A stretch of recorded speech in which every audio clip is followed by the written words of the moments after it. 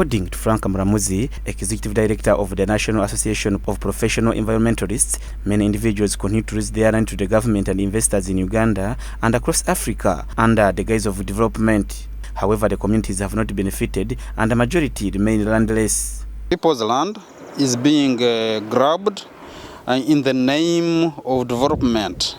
It could be oil development, could be plantations, sugar, plantations, could be oil palm, could be many things.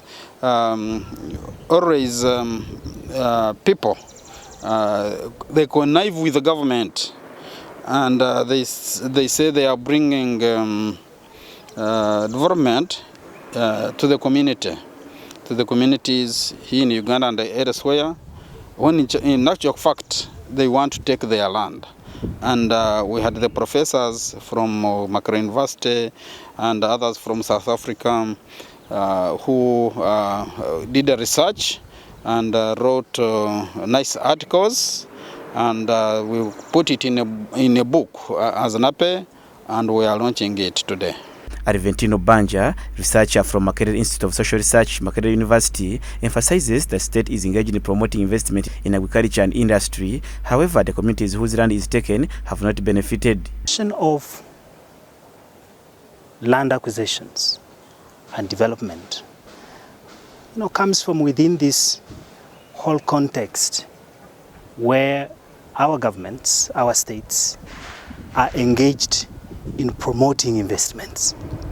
So investments in all fields, in agriculture. So the question is who can attract more investments in agriculture.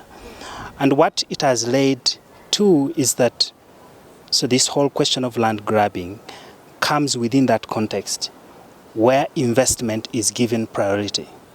So investment in agriculture means large-scale land acquisitions. And we call them land acquisitions.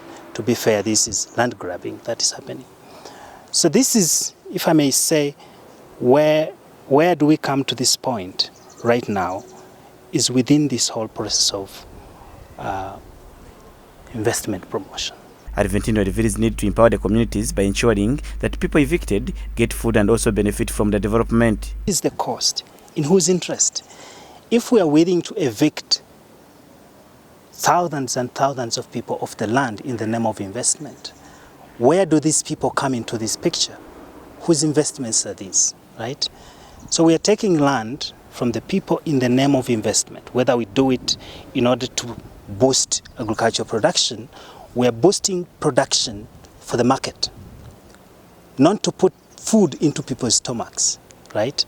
So the question is, investments, okay, but in whose interest? Why are we promoting these investments? Is it in the interest of the people whose land has to be sacrificed in order to have these investments in place? So that's the context. And so we have these evictions and many people becoming landless. And in a context of an agrarian societies where people depend on this land, people need this land. He further notes that policymakers, while drafting policies regarding land acquisition and development, they should consider the policies favoring the communities. Then should be done. I think the beginning point is to empower our communities. And if what is being done in the interest of our people, then we have to begin with what is in the interest of the people, right? If these people are landed communities that depend on the land, the first question really is whether our people have food to eat. Muhammad Runyago, a researcher at Makerere Institute of Social Research, raised concerns about the government's approach to development, highlighting lack of consideration for the impacts of climate change on communities. He emphasized the need for development initiatives that truly addresses the needs of the people.